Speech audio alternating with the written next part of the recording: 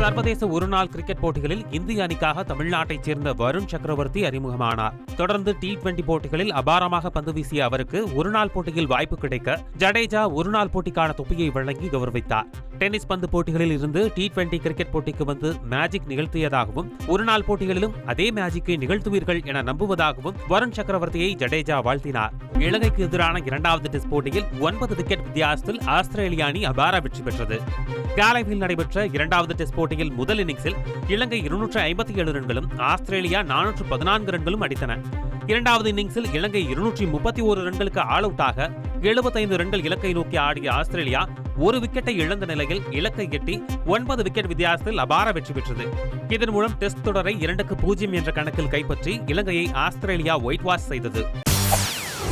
செய்திகளை உடனுக்குடன் தெரிந்து கொள்ள உடனே சப்ஸ்கிரைப் பண்ணுங்க.